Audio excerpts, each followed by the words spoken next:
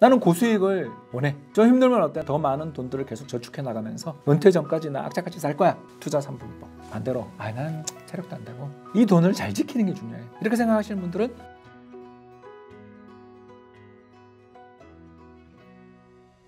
안녕하세요. 이코노미스트 홍춘욱입니다. 오늘은 은퇴를 앞둔 사람들을 위한 투자 전략 이런 것들 좀 말씀을 드리고 싶은데 40대 후반에서 50대에 접어들면 은퇴를 준비해야 됩니다. 이건 사실이죠. 저도 49세에 은퇴했습니다. 제가 지금 프리즘 앱 출시했지 않습니까? 3월 7일 날 출시를 해서 이렇게 열심히 많은 분들이 관심을 가져주시는데 저처럼 이렇게 스타트업을 50대에 한다. 좀 드문 사례이고 대부분의 경우에는 50 이전에 자기가 메인으로 다니던 자기의 주된 소득을 공급해주던 일자리로부터 은퇴한다. 그래서 보시면 몇 세에 한다? 49.3세에 평균적으로 은퇴하고 정년 퇴직한 사람들의 비중은 실제로 9.6%밖에 안 된다.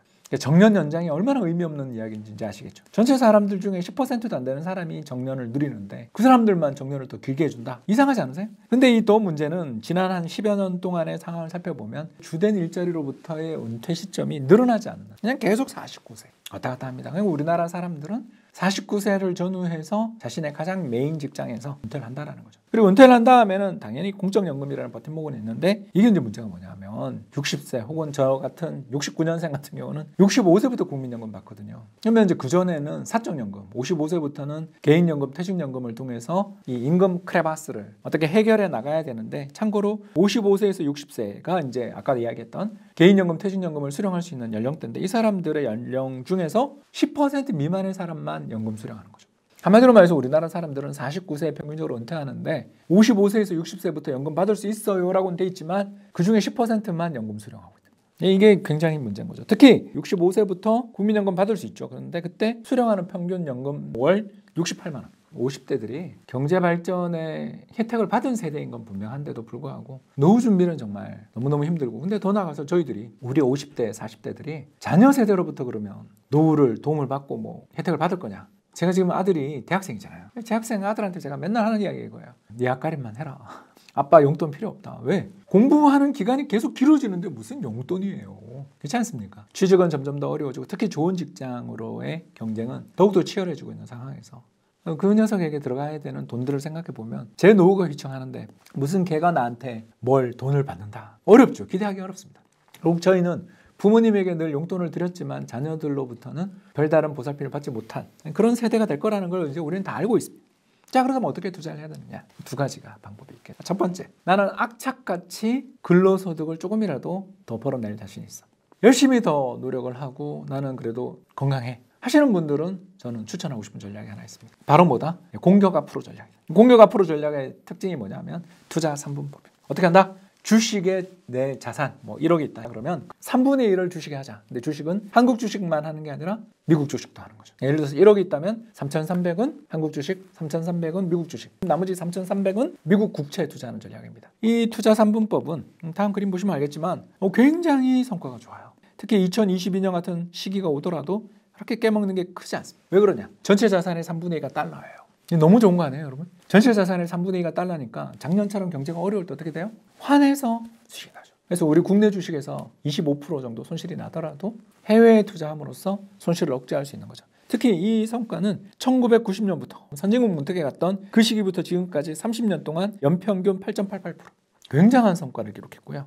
뭐 최근에 끌어봐도 그래도 한 7% 나옵니다. 이렇게 좋은 성과를 기록할 수 있는 전략이니까 너무너무 좋은 전략인데 이 전략보다 근데 더 좋은 전략이라고까지는 말씀 못 드리지만 수익률은 좀 떨어지는 대신 안정적인 전략이 하나 더 있습니다. 바로 이건 투자 4분법인데요. 투자 4분법의 요체는 뭐냐 하면 한국 주식, 미국 국채까지는 똑같아요. 근데 나머지 두 개를 뭘 사냐 하면 미국 리츠랑 그리고 금을 사는 거죠. 이 전략의 좋은 점이 뭐냐 하면 작년 같은 급격한 불황이 오더라도 수익률이 그렇게 크게 흔들리지 않고요. 그리고 투자 3분법의 리스크들이 있었던 시기가 2000년대 초반처럼 미국 나스닥 거품이 붕괴되는 시기에 굉장히 힘들어지잖아요. 물론 연수익률은 되게 좋지만 근데 2000년대 초반 미국의 정보통신 거품이 붕괴되면서 주식시장 붕괴됐을 때도 이 투자 4분법의 성과는 엄청나게 좋죠. 그리고 작년에도 마이너스가 안 나요. 마이너스 0.3%.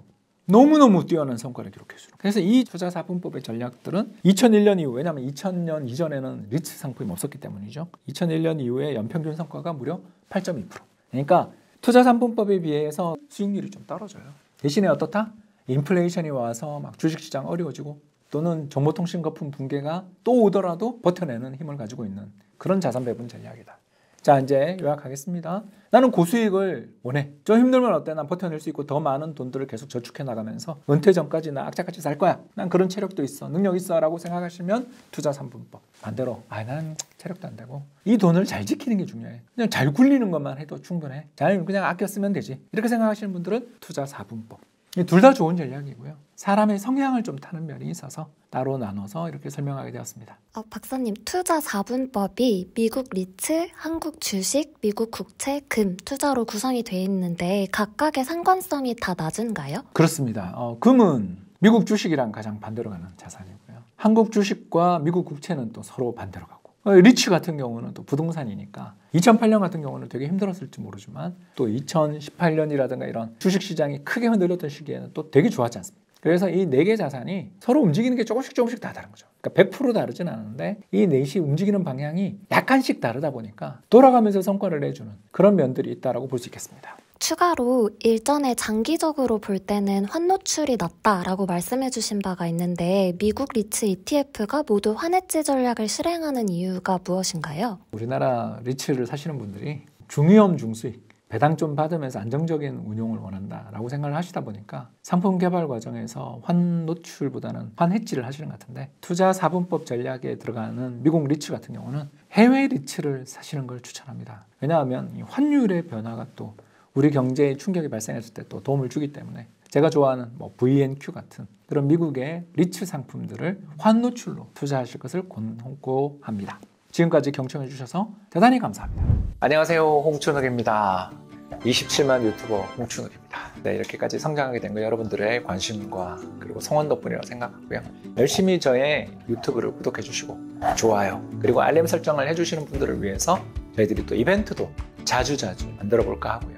앞으로도 많은 격려와 성원 부탁드리고 여러분들과 함께 성장해 나가고 또 여러분들의 자산도 함께 커갔으면 좋겠습니다. 지금까지 홍춘욱이었습니다. 감사합니다. 마지막으로 구독과 좋아요, 알림 설정 꼭 부탁드립니다. 여러분, 다른 동영상에서 뵙겠습니다.